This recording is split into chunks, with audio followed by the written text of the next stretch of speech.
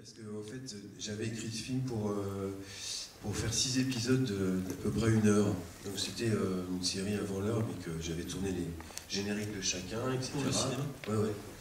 Et ben, la vraie version, bon, j'assume complètement celle cinéma, mais la vraie version, et pour moi, existe, est passée à la télé, mais existe en DVD, mais c'est... à chaque fois, ce qui vous a paru long dans le film, il y a encore plus. Bon, il y a un épisode, c'est que le dîner entre Jeanne Balibar et Denis, donc c'est 45 minutes ou 50 minutes, ouais, au moins. Ouais. Voilà. Bah, du coup, 2 questions se posent. C'est la première, comment... donc, tu t'es dit, à la sortie de ces courts-métrages, qui a eu un gros succès, mon premier long-métrage, ça va être une série, et en tout un film de 6 heures. C'est quand même assez audacieux. Et donc la question c'est de se dire, je vais aller voir un producteur avec 500 pages de scénario, il va me le produire et je vais tourner ça. Ben, c'est qu'on dit la jeunesse doute de rien. Mais je ne disais pas série, parce qu'à l'époque on ne disait pas ce mot-là. Non, René avait fait Smoking No Smoking, c'était 2 fois 2 heures. Et je trouvais très bien qu'il trouve une nouvelle forme pour le cinéma. Et je rêvais d'un feuilleton au cinéma, moi. Donc c'était la semaine d'Albert Jean-Jean. Il y avait le lundi avec Albert, le mardi, le mercredi, et je me disais, les gens vont, le lundi, iront voir le lundi d'Albert, le mardi, enfin il y avait, voilà, la semaine comme ça, avec un épisode chaque jour, voilà, j'ai proposé ça à UGC. On dit, t'es gentil, enfin voilà. Et donc ça n'a pas vu le jour, et j'étais très malheureux parce que je rognais ce film, je rognais, parce que vous partez de 6 heures pour arriver à 2 heures, vous êtes très malheureux, hein, des coupes sombres, quoi, des personnages qui disparaissent, etc. Mais je me suis senti mieux quand je me suis dit, bon, bah, faisons une version vraiment courte pour le cinéma, qui n'est pas si courte, elle fait comme 2 heures, et puis je ferai une version ultérieure pour la télévision, 6 épisodes. Donc une fois que j'ai mis 1 an à décider à faire ce choix, j'ai pas eu l'idée tout de suite avec le producteur, et donc c'est un film qui existe vraiment. Quand on dit la Director's Cut, ça me fait marrer parce que en général c'est 20 minutes de plus, mais là c'est 4 heures de plus. Voilà. Et alors la question que ça pose aussi, c'est à propos de l'économie et du planning en fait, parce qu'on imagine que ça peut pas du tout se faire de la même manière un film aussi long, et pourtant si vous avez réussi en fait sûrement à faire les choses très vite et avec des moyens d'un long métrage normaux. D'un long métrage normal Oui.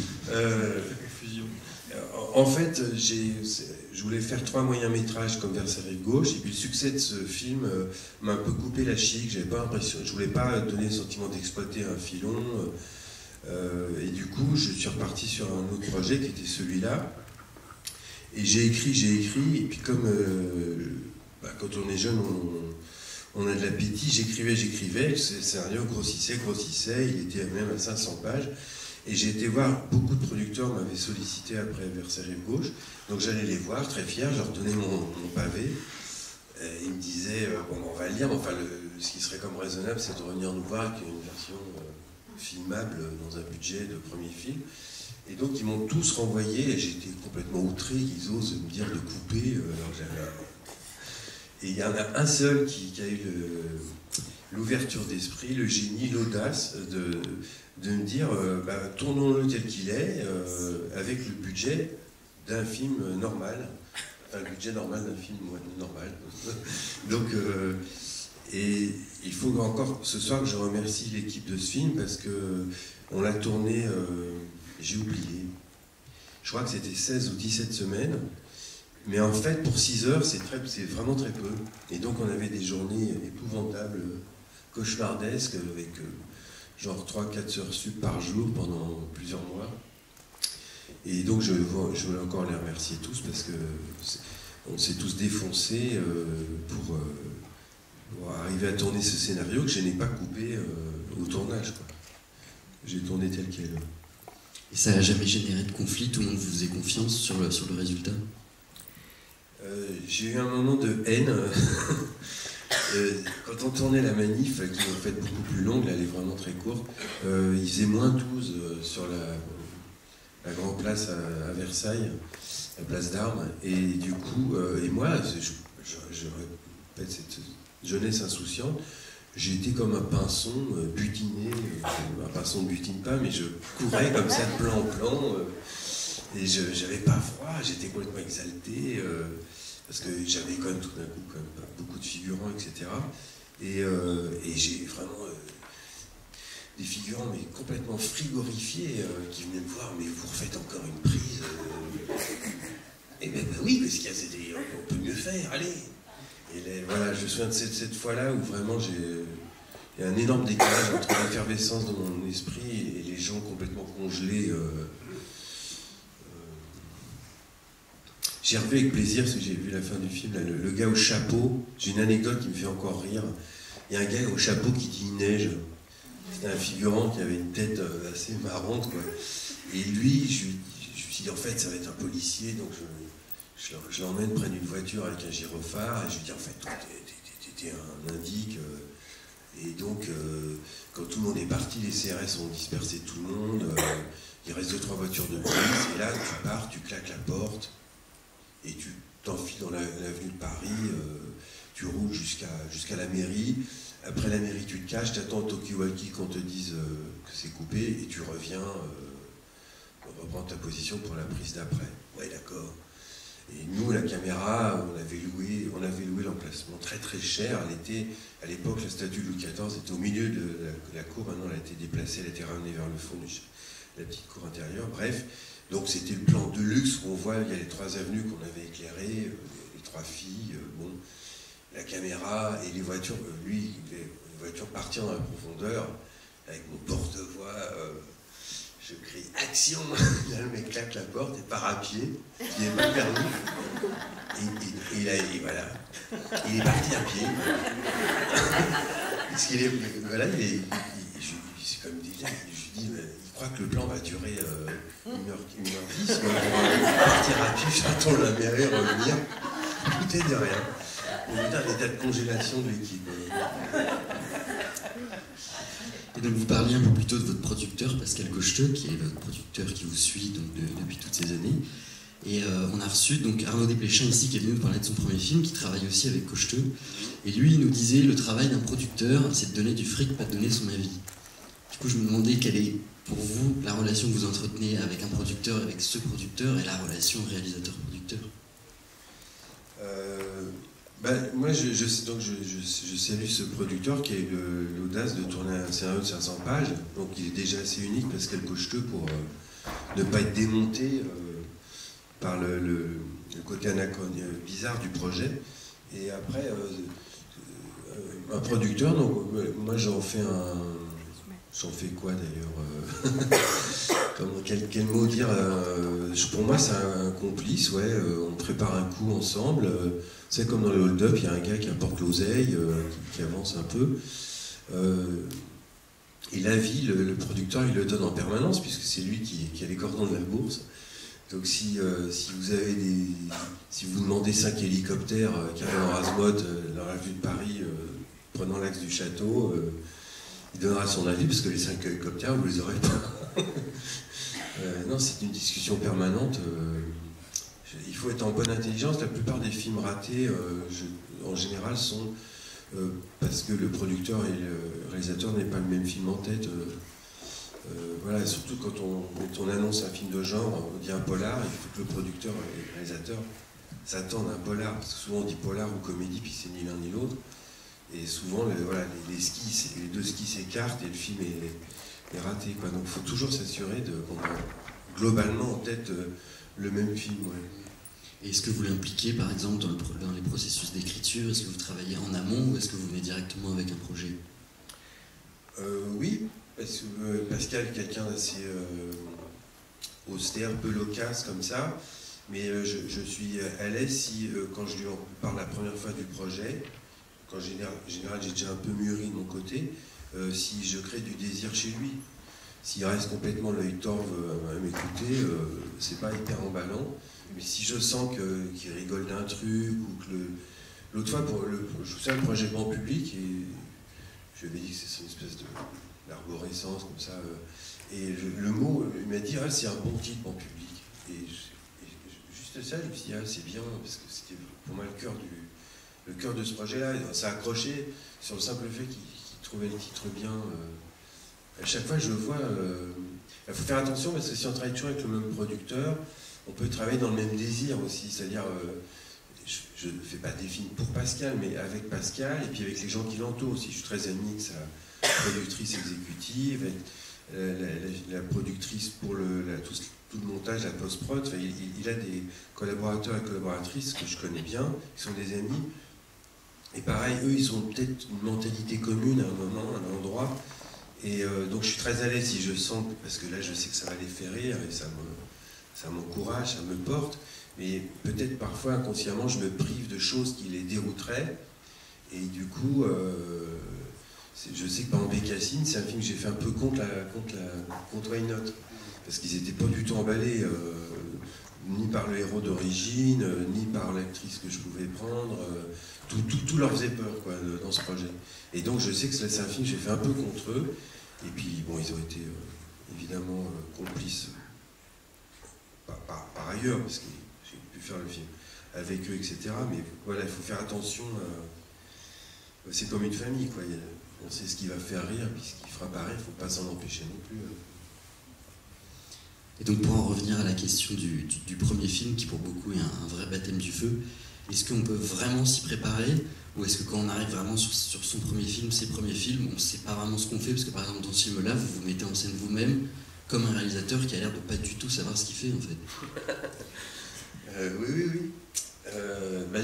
Je me suis senti vraiment, c'est pas une fausse modestie, je me suis senti imposteur, pour presque le dire, jusqu'au Mystère de la Chambre jaune. Donc en faisant ce film-là, le film d'avant évidemment, et même L'Hiver Tolérant, je ne me sentais pas je suis tenu de faire face, de donner le change, mais pas... voilà. J'ai l'impression que j'ai été baptisé par l'amitié qu'ont porté Sabine Azéma et Pierre Arditi pour le Mystère de la Chambre jaune. C'est les acteurs de René que j'admirais, et leur confiance et puis leur regard, j'ai vu complètement sur moi de camarade, je ne sais pas comment dire. C'est là que je me suis senti cinéaste, que j'assumais ma position. Avant, j'étais en état un peu de défense. Enfin, j'avais un film à faire, mais ma propre personne tremblait. J'avais pas trouvé ma façon de travailler non plus. À partir du Mystère, j'ai trouvé comment je préparais mes films, comment j'organisais mon plateau. Mais avant, je me faisais des illusions. Le Dieu seul me voit, j'ai entièrement répété avant, pour me rassurer, quoi, pour essayer de déblayer le terrain avant le jour J. Parce que je ne fais plus du tout maintenant. Mais voilà, j'étais vraiment dans le débroussaillage. Et pourtant, vous avez été très vite consacré. On parlait de Versailles Rive Gauche, donc le court-métrage, qui a eu un César, qui a été récompensé plusieurs fois à Clermont-Ferrand. Du coup, je me demandais, est-ce que quand on est un jeune cinéaste comme ça, une telle consécration, ça donne des angoisses, ou est-ce que ça vous conforte? Apparemment, vous vous sentiez encore imposteur. En fait, je suis mu, ça se dit ça, oui, ému par... depuis que je suis enfant et depuis que je joue avec Denis, qu'on prépare des spectacles pour enfants, hors fonction, dans le pur désir de ce qu'on veut produire. Donc ça a été mon moteur et je ne me posais pas de question de... J'aurais jamais dit que j'étais un artiste, encore moins un cinéaste. Le mot cinéaste me paraissait tout à fait exagéré, vraiment. Hein. Et du coup, j'ai avancé que comme ça, et Versailles Rive Gauche, je m'étais dit, je ferais quelques courts-métrages qui sortiront pas en salle. Versailles Rive Gauche, accidentellement, qui était trop long. Mais voilà, j'allais, comme on passe une rivière à gué, de pierre en pierre, sans me dire que je traversais, je franchissais le Rubicon, ou que j'allais... voilà, je m'attendais à tout moment à refaire du film d'entreprise que je faisais avant pour gagner ma vie. Oui, vraiment. Beaucoup de gens, que ce soit tes amis ou des critiques, quand ils parlent de toi, évoquent Truffaut, et même à ta façon de parler de cinéma, de l'acte du cinéma, on te reconnaît. Et ce qui est drôle, c'est qu'effectivement, cette scène où tu te filmes en train de filmer, en train de réaliser un film, fait un peu penser à La Nuit américaine, mais en te filmant toi, sans avoir la carrière de Truffaut, Une Nuit américaine du premier film, et puis même avec ton frère, qui sera une sorte de Douanel. Après, je notais ne serait-ce que dans son personnage candide, cet homme sans qualité qui, comme Tintin, se fait explorateur constamment plongé dans un maelstrom de péripéties dont il se sent in extremis mais victorieux. Quelle influence Truffaut a eu dans l'acte de ce premier film? S'il y en a une. Alors l'influence de Truffaut, elle est énorme, et elle tient à toutes ces phrases. J'ai adoré les correspondances de Truffaut, en fait. Et l'énergie qu'il avait dans le travail. À chaque fois, je claquais ce gros bouquin en me disant au boulot. Enfin, je me souviens surtout de cette énergie de voilà, Truffaut qui montait un film et qui mettait déjà en germe une écriture, d'être sur tous les fronts comme ça. Enfin, ce dynamisme me faisait rêver. Et j'en étais absolument incapable, et j'en suis toujours incapable. Je ne peux pas commencer un film sans que le précédent soit terminé. Mais disons que chez Truffaut, c'était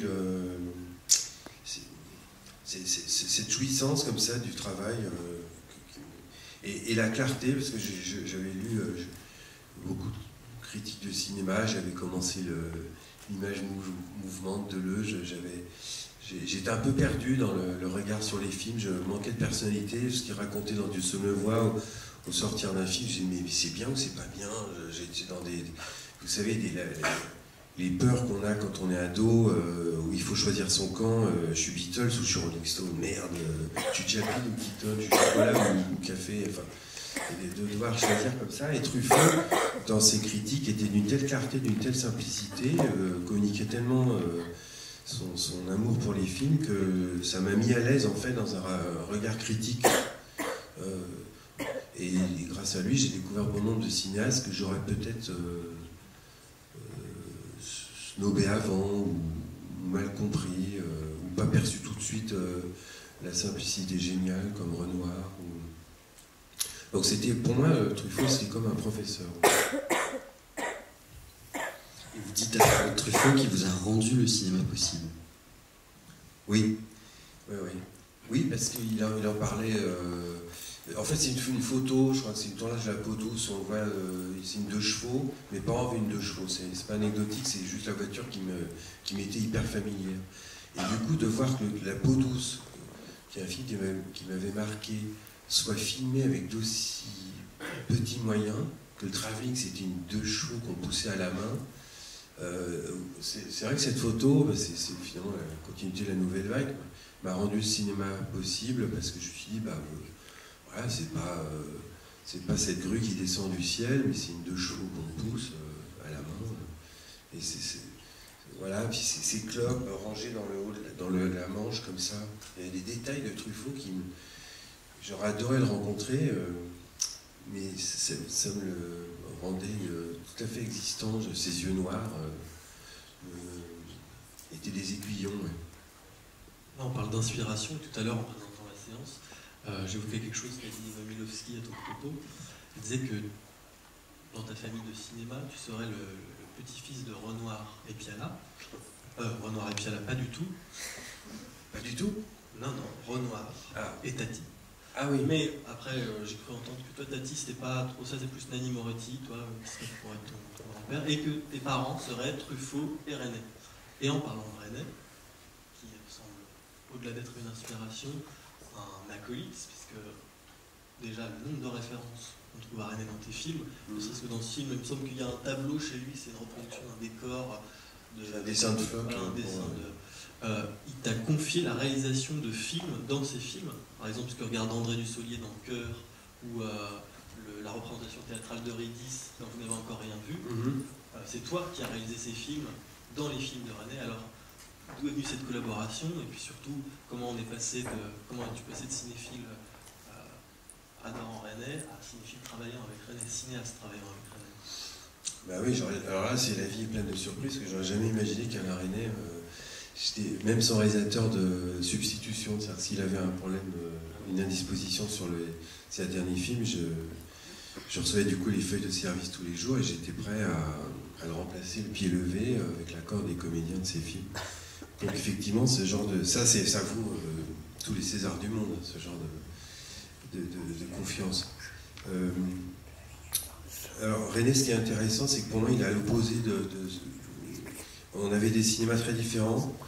Et ce qui m'intéressait beaucoup avec lui, c'est qu'il avait une autre approche. Il était très conceptuel dans sa préparation surtout. Il jouait avec des Playmobil pour installer ses acteurs.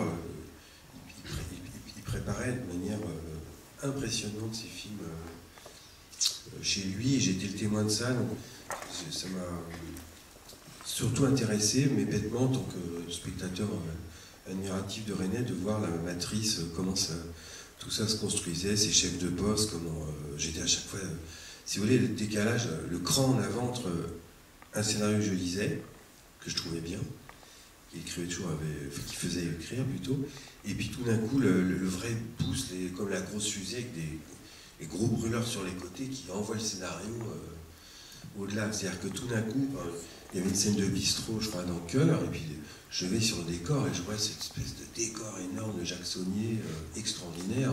Je ne voyais pas ça du tout, je voyais le petit rat dans un coin, et là, paf, espèce de décor en assumant le mauvais goût total, hyper maîtrisé. À chaque fois, j'étais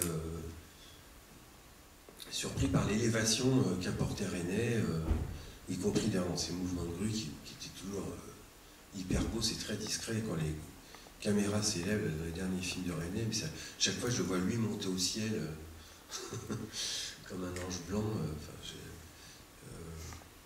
Et c'est peut-être prétentieux de se prétendre ami d'un si grand cinéaste, mais peu importe les mots, mais on a passé de longues heures à bavarder plus qu'à travailler, même s'il mélangeait les deux. Mais c'est enchanteur, et quand je parlais de Sabine et Azéma et Pierre Arditi, comme ça, qui m'avaient un peu désigné comme un réalisateur, ils me parlaient souvent d'Alain Resnais, et donc je le vois comme un parrain plutôt, en fait. J'aurais adoré qu'il puisse voir Bécassine, mes films suivants, j'aurais aimé, parce que je sais que c'était très différent. Enfin, toute proportion gardée, on s'étonnait. Ces films m'étonnaient, j'ai essayé de vous le dire, mais je sais que lui aussi était parfois étonné par des choses que je proposais qui étaient liées au hasard. Enfin, j'essayais de jouer beaucoup sur cette question du hasard, et ma désinvolture le déconcertait parfois. Ouais. Ce qu'on se demande, c'est comment vous êtes rencontrés, du coup. C'est quoi le début de toute cette histoire? Eh bien, j'avais choisi Sabine et Pierre pour le Mystère de la Chambre jaune. Et ce que je fais pratiquement à chaque film, je crée un livret d'images où je donne plein d'images qui ont nourri l'écriture, mon imaginaire. Donc je puise dans mes lectures, dans des captures d'écran de films. Vraiment, c'est une espèce de grenier que je donne pour après les costumes, la déco, les comédiens. Voilà. Et Alain Resnais était tombé sur le livret pour le mystère. Puis là, il a vu des images de feuillade, Fantomas, de parcs, de photos de son livre Repérage qu'il préparait à Harry Dixon. Donc je crois que ça a été une madeleine pour lui, ça l'a touché, il a pris son téléphone et il m'a téléphoné. Quand j'ai entendu Allô, c'est Alain Resnais, c'était vraiment comme si Allô, c'est Dieu, quoi. C'était complètement... tout ça, je faisais les 100 pas chez moi, en raccrochant, j'ai rêvé ou pas.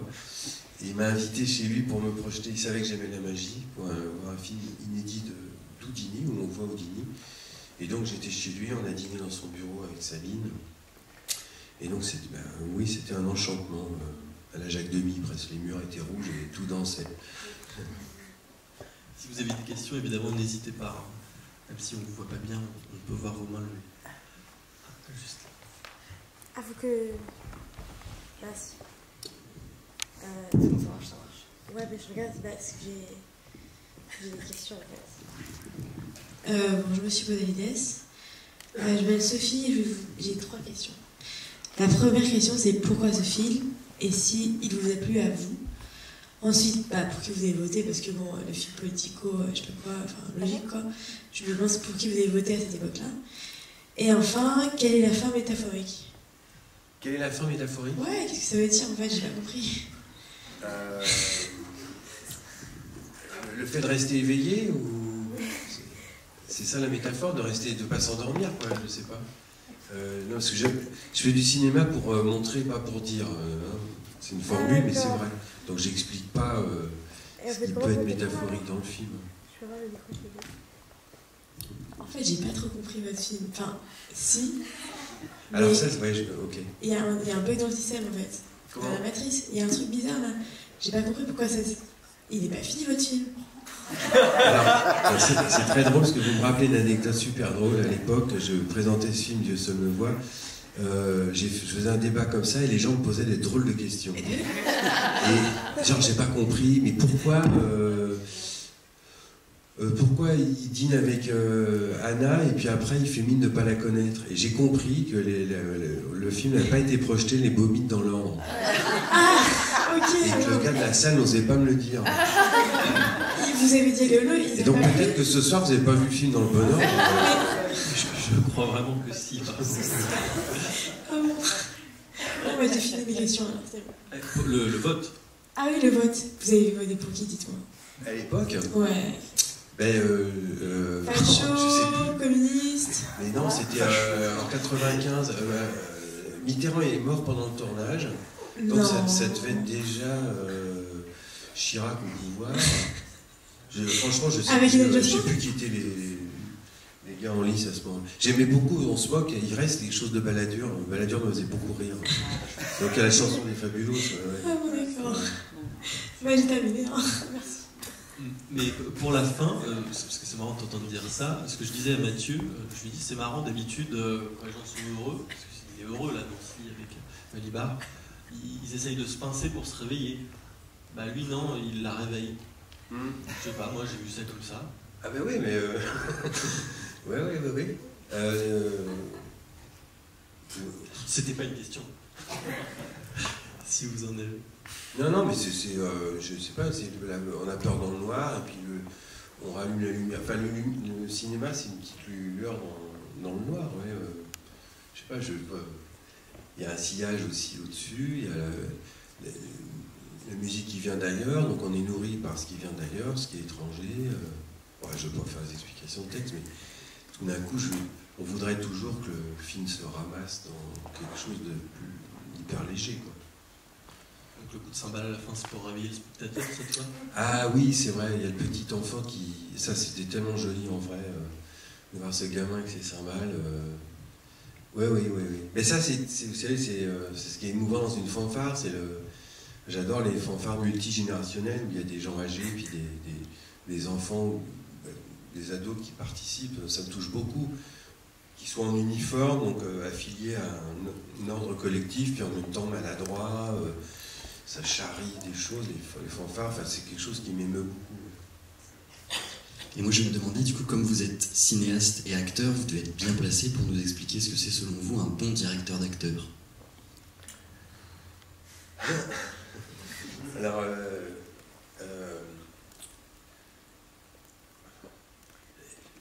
il y a plein de gens qui, quand on dit directeur d'acteur, contestent le mot directeur d'acteur au sens quasi autoritaire du terme. J'ai l'impression, moi, sur mes tournages, d'être un peu là pour mettre l'ambiance. Ça aide à jouer de manière déliée. Parce que je me rends compte, moi, en tant qu'acteur, que j'ai un trac dingue et que le bon réalisateur ou la bonne réalisatrice sera quelqu'un qui arrivera à me mettre à l'aise, quoi. Parce qu'il faut oublier les enjeux, il faut vivre l'instant présent, être en rapport avec l'autre. Et tout ça, c'est très artificiel quand on tourne, quoi. Il faut retrouver le chemin de la vie au milieu des câbles, des projos, d'une caméra impassible. Et donc, le directeur d'acteur, c'est celui qui refait bouger le bateau sur la mer, pour que tout ça ne soit pas figé. C'est quelqu'un qui me fait confiance, qui m'a choisi, et s'il m'a choisi, en tant qu'interprète, qui me laisse interpréter. C'est-à-dire, je suis sensible à ceux qui me laissent une certaine liberté d'approche. Et je sais que moi, quand je prends un acteur, j'ai l'impression à chaque fois de prendre une sorte de Stradivarius pour le rôle, et qui puisse jouer comme... Je dis rien, en fait. Après, je peux dire, parce que l'intention n'est pas exactement en accord avec l'esprit de la scène ou je sais pas quoi, mais la première prise ou la mise en place, je laisse filer pour goûter à la liberté de l'autre, à ce qu'il me propose dans sa personnalité même.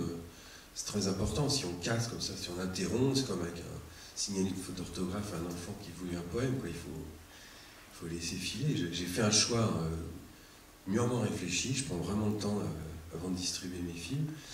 Mais après, c'est comme avec des invités à table le soir. On laisse filer la conversation. Si on essaye de l'induire, le dîner est un peu foireux, quoi. Et ça, c'est quelque chose que vous avez appris sur le tas, ou dès le départ, vous aviez cet instinct de travailler comme ça avec les acteurs? Le mot instinct est sans doute assez juste parce qu'on n'a pas beaucoup de temps de réfléchir. C'est terrible au début quand on commence parce que le plan est tourné, on a vu 15 000 trucs, et puis c'est coupé. Et là, en 2 secondes, il faut être pas mal, bien, enfin, encourageant, alors qu'on est en train de se dire, attends, il y a un truc qui a sonné faux, mais quoi? On se fait le rewind, et du coup, on ne peut parler qu'instinctivement parce qu'on n'a pas le temps de rendre les choses conscientes, intelligibles. Donc, on peut rarement masquer une vraie satisfaction, une vraie joie, ou un faux rire à l'issue d'une prise. Donc, c'est effectivement assez instinctif, ouais. Je sais toujours pas en fait, il n'y a aucune méthode parce que il y a des comédiens qu'on peut... En fait, il faut les percevoir, il y en a qui sont très bons dans les premières prises, puis ça va s'effilocher très vite, ils vont perdre toute leur fraîcheur, d'autres qui sont des coursiers de fond et qui vont se chauffer petit à petit, et puis vont être hyper au point à la 10e prise. Alors quand vous avez 2 acteurs de nature différente dans le même plan, il faut ménager l'un et choisir l'autre, c'est pas évident. Mais tout ça, c'est un rapport de personne à personne. On voit ceux à qui il faut foutre la paix, d'autres au contraire qu'il faut les mettre le pied à l'étrier.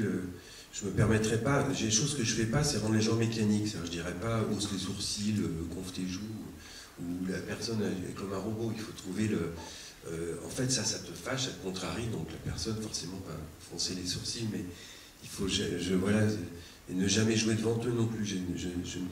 Même si souvent je sais exactement la musique que j'attends, la réplique, je vais quasiment jamais la jouer parce que c'est éteignoir, c'est plus de désir. Si je le fais avant eux, après ils vont dans la redite. Donc il y a des choses comme ça que je m'interdis pour donner l'impression que la création se fait au moment où ça tourne et pas avant. Ouais. Et est-ce que c'est plus facile de diriger des gens dont vous êtes très proches, parce qu'il y a souvent vos amis qui reviennent et votre frère aussi? Certainement avec Denis, d'abord, oui, parce que tout de suite, l'autre voit tout de suite ce qui ne va pas, enfin, il y a une espèce d'instinct, là, du coup, hyper profond. Et puis, avec un frère, on peut convoquer des choses très intimes qui vont tout de suite... moi, je pense au sourire de Tata Olga, et tout de suite voir de quoi il s'agit. Voilà. Par contre, il y a une pudeur... qui est un peu embêtante quand on tourne avec son frère, c'est que les scènes de nu, là, quand ils font les avions, j'étais très très mal à l'aise. Autant je peux demander peut-être à un comédien extérieur de faire des choses extravagantes avec son corps ou je sais pas quoi, parce que voilà, c'est son métier, c'est le mien. Mais avec son frère, ouais, je suis pas sûr d'avoir déjà filmé vraiment mon frère en train de pleurer. Et des choses comme ça, je sens que j'ai un frein, une pudeur familiale qui m'empêche certaines audaces, ouais. Une question juste en dessous. Oui, bonsoir. Là, on a vu un film de 2 heures dans lequel il y a un certain nombre de flashs qui se rapportent à Cuba. Je voulais savoir si dans le film original, dans la série entre guillemets originale, il y avait quelque chose de plus suivi sur ce sujet. Est-ce que ça correspondait à un contact ou à un voyage que vous avez fait à Cuba? Vous êtes barbu, vous êtes je suis pas le seul. Fidèle. Non, mais Cuba, c'était à l'époque, c'est moins sensible maintenant, mais c'était une espèce de pays de fantasmes où le clivage gauche-droite se situait assez vite, parce que et j'étais dans ce fameux entre-deux, c'est-à-dire, vous savez, je suis comme beaucoup de gens, je crois, j'arrive pas à retenir les chiffres. Il y a des chiffres clés qui vous disent que le système de santé cubain est meilleur que dans d'autres pays. Et donc, ils se demandent toujours s'il y a combien de médecins par habitant. Et la fourchette est très... Il essaie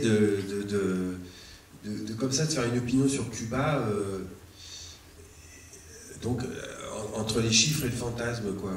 Et voilà, c'était un lieu de discussion à l'époque intellectuelle pour ou contre Cuba.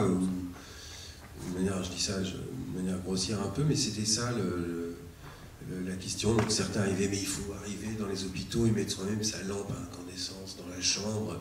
Et d'autres disaient, mais toutes ces maladies-là ont été réduites grâce à la politique communiste de l'époque. Et j'entendais tout ça et j'arrivais pas à trancher. Donc, voilà, c'est drôle tout d'un coup de se sentir dans Paris. Et ce que j'aime, Fidel Castro, puis, parce que c'était un héros, elle était moins sur les t-shirts que Che Guevara, mais c'était un dictateur, donc les droits de l'homme, évidemment, souffraient à la fin de son régime. Et je trouvais ça amusant, ce tiraillement. Il me paraissait contemporain à l'époque. Ouais. Et la personne même de Fidel Castro, son charme, j'étais friand d'anecdotes sur lui, sur effectivement est-ce qu'il avait une petite amie, tous les paradoxes de Cuba.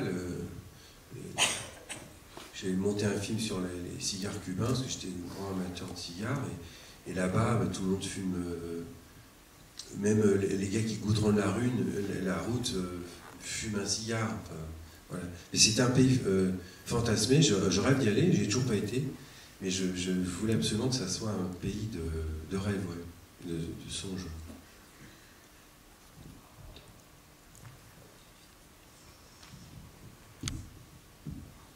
Bonsoir. Moi j'avais une question sur les réflexions philosophiques qu'il y a dans votre film. Parce que vous disiez tout à l'heure que vous essayez d'intégrer le hasard à votre scénario. Et on entend par exemple Jeanne Balibar pendant le dîner qui dit « Un acte libre, c'est quand on brise une situation, quand on fait quelque chose d'inédit. » Et je trouve que le film est nourri comme ça de réflexions philosophiques. Donc je voulais vous demander si ça fait partie de votre scénario. Oui. Après, c'est le décalage entre quelqu'un qui vous dit ça de manière un peu péremptoire, affirmée. Après tout, le contraire est peut-être vrai. Mais moi, c'était le charme. J'ai toujours détesté qu'on méprise les intellos, ou le mot intello, ça m'a... Voilà, même sans même moi avoir de bagage philosophique, mais du coup je voulais ramener la philosophie à une conversation de restaurant et décréter des choses qui moi m'ébranlent, me font réfléchir, mais donc c'était dans ce questionnement-là, la mise en ballottage, enfin c'était l'histoire d'un irrésolu, donc quelqu'un qui n'arrive pas à choisir aussi bien en votant que devant un menu de restaurant, et du coup tout ce qui pouvait glaner de phrases rassurantes sur assumer la rupture, un acte qui rompt le cours du temps, j'étais bercé comme ça moi dans ma jeunesse de points d'appui philosophiques qui me portaient, quoi. Et je trouvais qu'une conversation comme ça avec une fille était à la fois érotique et pleine de charme, ouais. Toujours dans cette idée de ballottage, qu'on soit un peu perturbé. C'est le décalage, c'est de filmer une autruche et dire elle est pleine de charme, c'est pareil, quoi. Où il a envie de vomir, puis la fille dit des phrases philosophiques. C'est le décalage à chaque fois qui était mon moteur. Ouais. Ça fait immédiatement penser à Vivre sa vie, ce que tu dis. Ces scènes justement au restaurant où elle arrive, ouais. Quel philosophe avec ce poivron. Oui, avec une certaine gratuité en fait. Oui, je vais revenir à la toute première fois. Vous parliez de la simplicité de la 2 chevaux pour faire le travelling chez Truffaut, et en même temps vous attaquez un film de 500 pages, un premier film, avec un plan séquence assez incroyable et extrêmement chorégraphié. Quel était à l'époque votre rapport à la cinématographie, c'est-à-dire le rapport à la caméra et l'utilisation de la caméra, et comment ça a évolué éventuellement avec le temps jusqu'à aujourd'hui? À l'époque, je sacralisais pas mal, comme beaucoup de gens qui commencent. il faudrait se demander pourquoi l'histoire du plan séquence et de vouloir raconter les choses en un plan, ce qui se conçoit d'un côté, parce que tant que vous ne coupez pas la caméra, la tension demeure, donc vous lâchez pas, vous restez sur le cheval le plus longtemps possible. C'était ça le plan séquence. Et ce qui est une espèce de tour de force, je rêvais à chaque fois qu'à la fin d'un plan, les comédiens soient contents, mais aussi l'équipe technique, que tout le monde soit fier, s'embrasse. Cette espèce de gageure plan à plan, de tenir comme ça, avec l'illusion aussi que un plan séquence se tourne, fait gagner du temps, parce qu'on n'a pas à découper, donc en un plan c'est fait. Oui, sauf que le plan il peut être tellement long à mettre en place que c'est pas du tout un gain de temps en pratique. Maintenant, l'évolution, c'est que je fais de moins en moins de plans séquences, ou si j'en fais, je le croise avec un autre pour. Et je sais que j'hésiterai pas au montage à le couper, quoi. Mais c'est pareil, Truffaut m'aidait en permanence parce qu'il disait il ne faut pas couper la caméra au moment où la vérité se dit. Donc c'était ça, c'est-à-dire que dans bon nombre de ses films, je n'ai pas un exemple, mais vous verrez, quand tout d'un coup une vérité est dite, c'est plutôt en fin de film, ou une espèce de déclaration, de monologue, à ce moment-là on ne coupe plus, on se rapproche.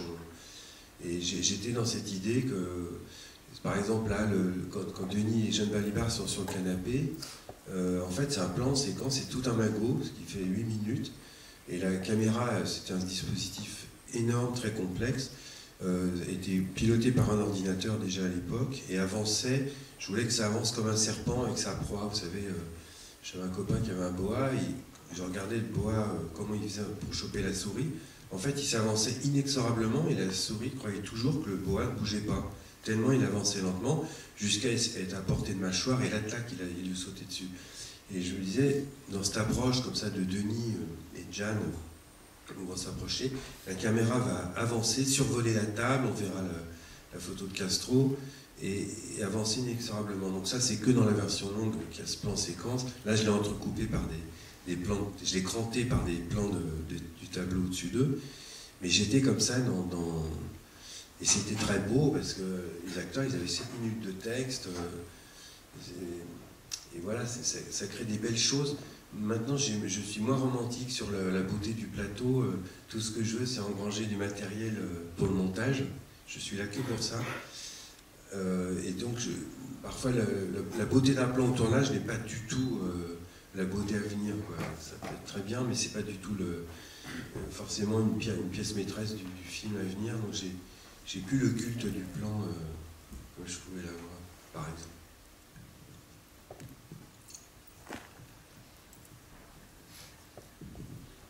Bonsoir, excusez-moi.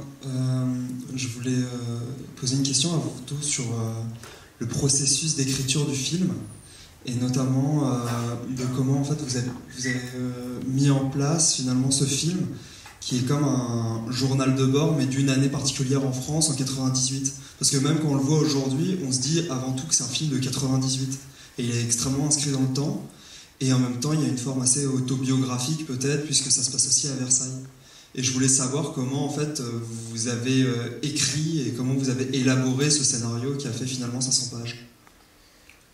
Ce qui est drôle, c'est que mes angoisses de l'époque, je les retrouve encore aujourd'hui. Il y a des petites phrases, là j'entendais « foutons la paix aux animaux », que je trouve qui résonnent toujours aujourd'hui, ou la répression terrible qu'il y a avec les gilets jaunes. Là, de voir c'est un peu plus long dans la version longue, mais j'ai insisté sur ces flics qui arrivent à rebours en civil et qui contre, enfin la répression violente, le pauvre Criquet qui est couché par terre, qui est embarqué. J'avais très peur d'une guerre civile à l'époque, j'étais hanté par ça. Je me disais, il faut tourner des films de paix avant des films de guerre. Je pensais vraiment que l'insurrection allait venir beaucoup plus tôt qu'elle n'arrive, mais j'étais là-dedans vraiment. Donc c'est témoigne de cette inquiétude en 98, mais finalement je me rends compte que la technologie a avancé, on parle dans les cabines téléphoniques, beaucoup de choses. Mais dans le fond, je suis encore en accord avec beaucoup de choses du film.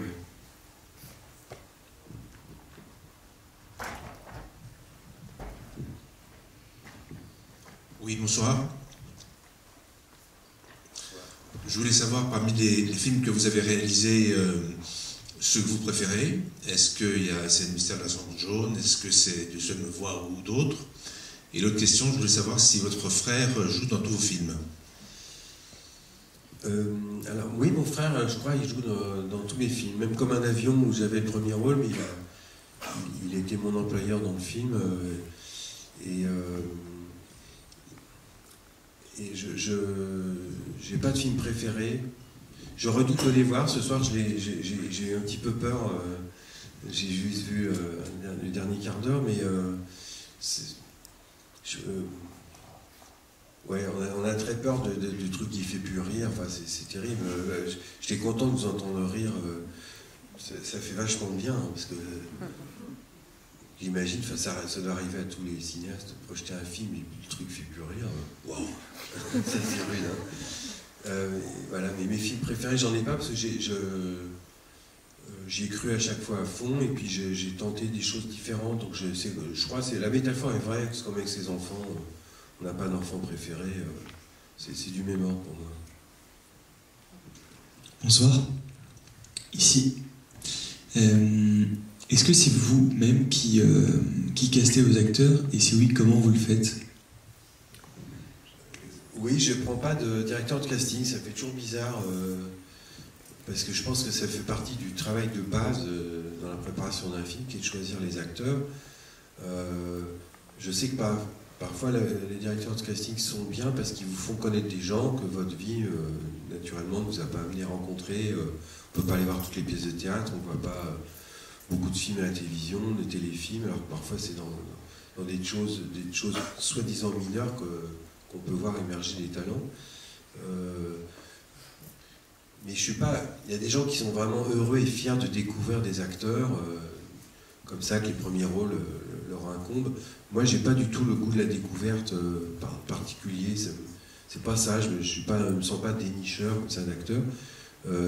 Donc du coup, je préfère, me sentant quasiment à la tête d'une troupe, plus ou moins, hein, mais faire appel à mes comédiens favoris, parce que je travaille toujours avec Denis, mais finalement il y a eu dans quasiment tous mes films, il y a Michel Viermeau, Jean-Noël Broutet, Isabelle Candelier, Philippe Huchand, Dominique Parent, enfin des acteurs comme ça que j'aime retrouver. Souvent ils sont pas très connus, donc c'est super parce que du coup je peux leur donner des rôles où on verra plus le rôle que la notoriété de la personne. Donc c'est des comparses, quoi. Ils acceptent irrégulièrement. Enfin, il y a des films où ils ont des tout petits rôles. L'an prochain, la plupart ont des mini-rôles. Et ils acceptent ça, quoi. Enfin, c'est très chouette. Ils acceptent des tout petits rôles. Peut-être qu'ils recommencent à refuser maintenant chez d'autres, j'en sais rien. Mais c'est une continuité. C'est chouette de se voir vieillir. Enfin, c'est équipé comme ça au long cours me fait plaisir, ouais. Et donc je me sens... J'ai des invités à chaque film, il y a des acteurs nouveaux à chaque film, ça j'y tiens aussi, toujours le vent frais de l'étranger, entre guillemets, mais j'assume totalement cette continuité. Ouais. Alors, moi je voulais vous remercier déjà pour cette réplique que j'ai adorée, j'ai un ciseau dans mon couteau, ça je trouve ça formidable. Et désolé de revenir un peu aux influences, mais vous avez parlé d'Alain Resnais, de Truffaut. Moi, je vous ai toujours vu un peu comme un descendant, ça ne veut pas dire que vous imitez, que vous faites la même chose, de Jacques Tati. Et est-ce que je me trompe ou pas? Est-ce que ça vous embête que je dise ça ou... Ah non. Bah non. Non, pas du tout. Non. Moi, comment dirais-je, j'ai beaucoup regardé Tati, j'ai même représenté, j'étais représentant au moment de Tati, j'étais à Londres, parler de Tati, je faisais corps avec ses films, et je m'interdisais un peu une critique de Tati, parce que j'étais tellement touché par ce personnage qui est battu pour ses films, tout ce qu'il a construit, toute son originalité, la beauté plastique de ses films, tellement de choses me portaient que je refusais à admettre que parfois je m'ennuyais, ou parfois des gags me faisaient pas rire, et c'est pas grave. Parfois, s'il y a 3 bons gags dans un film, c'est déjà un super film. Et chez Tati, je suis pas, je prends pas tout, quoi. Mais peu importe, c'est très secondaire ce que je dis. Par exemple, quand Denis Poliolides croise la dame au début, Ouais. Et qui a tout ce mouvement, ça c'est... Oui, mais je pense tout le temps à lui en fait, parce qu'il a, par exemple, il a travaillé sur le son de manière autonome. Alors c'est ce que je reproche aussi, c'est que je crois rarement au son chez Tati. Je trouve, mais peut-être parce qu'il n'y avait pas les moyens techniques à l'époque de faire des mixages. Ils étaient très superposés, forcément par la technique. Et du coup, il y a une désynchronie pour moi entre l'image et le son souvent. Mais par contre, j'adore l'idée de faire, quand les saucisses tombent, que ça fasse un bloc qui n'est pas réaliste, ça me plaît beaucoup. Ça reste moteur, mais je suis constamment amené à penser à lui comme à Sampé. Hein. Pour moi, c'est du même ordre. Et puis, je suis habité par ces films. Je les ai vus enfant, donc Mon oncle, c'est vraiment un film emblématique. Très souvent, je me dis encore, tiens, ça c'est du Mon oncle. Enfin, Et dans Playtime, il y avait Balkany qui faisait figurant. Vraiment? Oui, vraiment. Il danse dans le... Ah, ça mérite ça, c'est énorme. La revoyure. Ouais. Peut-être qu'il le regarde actuellement, la santé. Peut-être qu'il l'a. C'est sa jeunesse insouciante.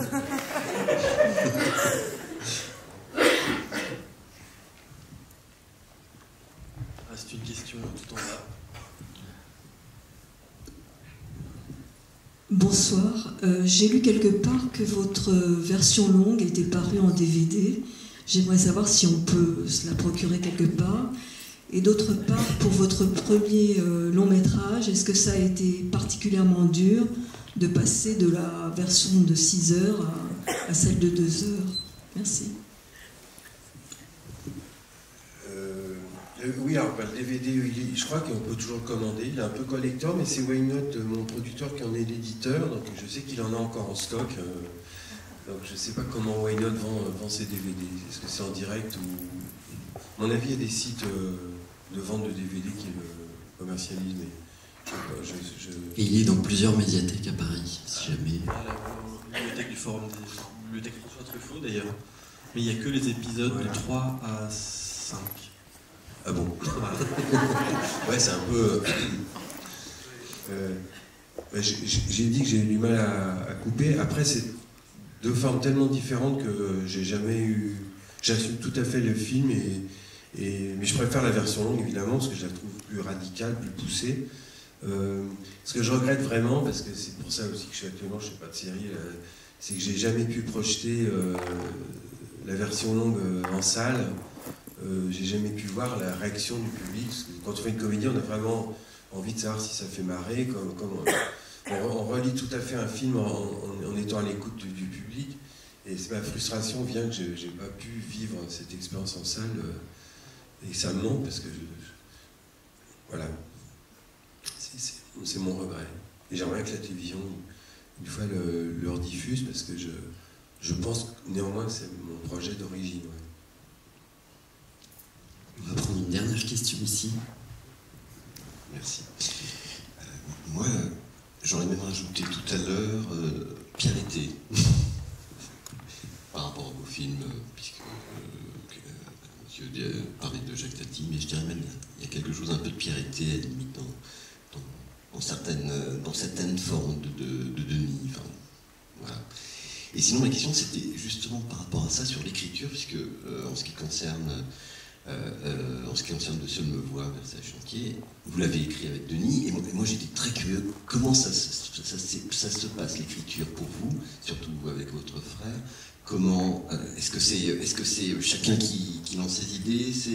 Est-ce que c'est plutôt je sais pas, je veux dire, c'est à une table en commun en lançant des idées, puis on fait ça, non, finalement, voilà, comment ça se passe quand vous écrivez? Et en général, maintenant, si c'est quand vous écrivez en général, de la façon dont vous envisagez ça, ou dont ça se déroule. La collaboration que j'ai avec mon frère sur mes films est très axée sur les dialogues, en fait. Denis m'aide peu et on collabore peu sur la structure même du film, l'histoire, les faits, les enchaînements des scènes. Par contre, on vit les scènes et on joue un peu tous les personnages. Donc, que ce soit sur Versailles Gauche ou sur Dieu seul me voit, ça a été beau. Le travail avec Denis, c'était vraiment les dialogues en fait. Beaucoup son personnage à lui, surtout, parfois un peu les autres, mais voilà, c'est vraiment du dialogue. Et il y a 2 scénarios qu'on a vraiment écrits ensemble, où on rentrait vraiment tous les deux dans l'histoire, à se demander qu'est-ce qui va se passer après, etc. On a écrit 2 films ensemble, c'est Adieu Berthe et Liberto-Léon. C'est 2 films qu'on a... Là, on est à 2 co-scénaristes. Liberto-Léon, parce qu'on puisait beaucoup dans nos souvenirs d'enfance.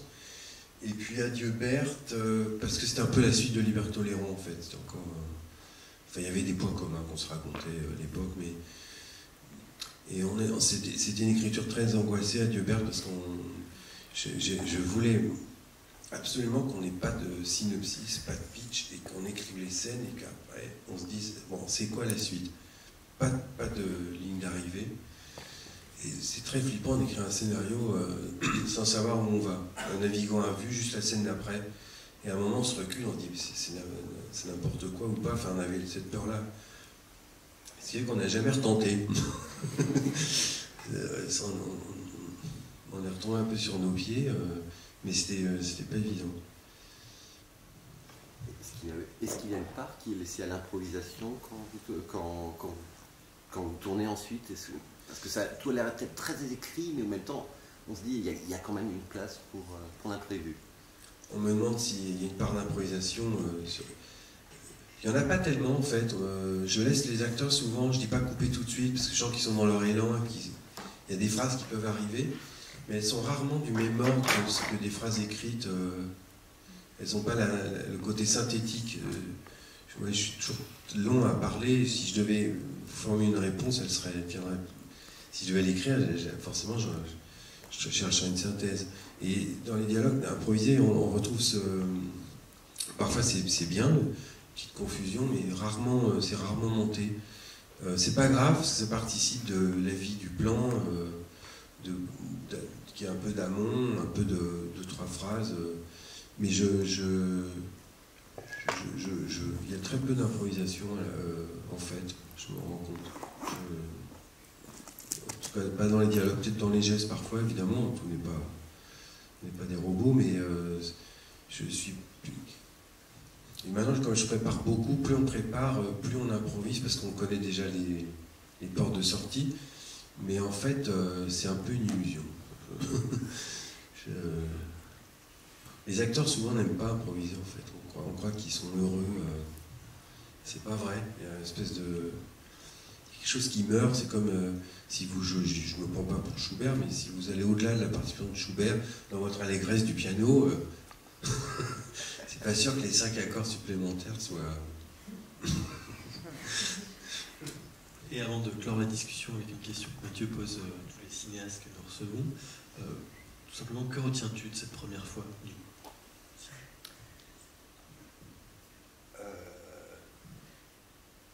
Alors, la vraie première fois, c'était plutôt Versailles Gauche pour moi. Mais la première fois que je faisais un long métrage, ce qui m'a fait bizarre le premier jour, c'est l'extrême politesse et attention des gens de l'équipe à mon égard. Je me souviens que les gens s'écartaient quand j'arrivais. Et je ne me sentais pas Napoléon avec un bras dans la manche, mais il y avait, je sentais une fluidité comme ça, quelque chose et que je trouve que c'est les gens de cinéma peut-être qui savent le côté fragile, parfois improvisé. Ils vous laissent être maladroit, commencer à construire un truc, et puis finalement ça va pas être cadré, on le démonte. Une conception du travail qui est beaucoup plus large que la petite tâche à accomplir. Voilà, c'est cette finesse d'une équipe de tournage, je n'ai jamais cessé de l'apercevoir, mais quand je l'ai ressenti au premier jour de Dieu seul me voit, elle m'avait... je m'étais dit, waouh, genre la boule de billard qui roule ou la Rolls-Royce. On m'avait dit que le cinéma c'est l'aristocratie, l'audiovisuel, donc du coup tout ça me paraissait inatteignable, et quand j'étais la première fois sur un plateau, et que l'équipe était si réactive, si patiente, si attentive, ouais, c'était... ça porte. Et alors aujourd'hui, avec votre expérience, vos films et le souvenir de ce premier film, quel conseil vous donneriez à un cinéaste qui s'apprête à faire son premier film?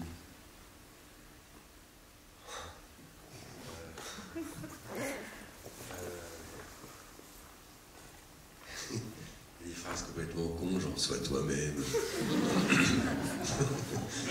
sois définitivement authentique. Non, bah, ta principale qualité, mon petit jeune, écoute, assis-toi, un ancien te parle, c'est faire feu de tout bois. Je suis sûr que c'est une qualité, c'est tout ce qui arrive est bon. Et Truffaut disait, il y a ce qui est bon pour le bébé, ce qui n'est pas bon pour le bébé. Et ça, on a un instinct maternel. Quand on prépare un film, on rejette des choses, on en accepte d'autres, donc il y a un instinct, mais surtout d'accepter tout ce qui peut contrarier tes plans, en faire une force. J'y crois beaucoup, j'ai 15 000 exemples de scènes que j'ai trouvé meilleures parce que j'avais une contrainte imprévue, la météo, on ne peut plus tourner là, on va se mettre à l'abri là-dessous, puis finalement c'est bien plus original que si on avait été resté là. J'ai 15 000 exemples, chaque film J'essaie que toutes les galères, de les retourner à mon avantage. Et donc je dirais ça à un jeune, c'est de faire feu de tout bois, de servir de tout, de l'humeur du moment. Rien n'est au fond gratuit, tout nourrit le film, et il faut garder des antennes. Comme disait Renoir, garder la porte ouverte du plateau, laisser entrer un peu de l'extérieur dans un film, voilà, être attentif. On est dans un état particulier quand on fait un film, d'hyper éveil. Voilà, après on sera très malheureux, on va pas forcément jouir, on va subir beaucoup, mais il faut faire tout convertir pour le projet qu'on a en tête. Oui, c'est ça. Merci beaucoup. Merci, et avant de nous quitter, donc un grand merci à vous d'être venus, un grand merci à la projectionniste. On va du scotch. Parce que c'est la première fois que je voyais ça, c'est assez impressionnant, c'était Cinéma Paradisio, hein, l'ambiance là. Et un grand merci aux écrans de Paris de nous avoir accueillis, surtout un grand merci à toi, Bruno, d'avoir participé à cette rencontre. Merci d'être venu.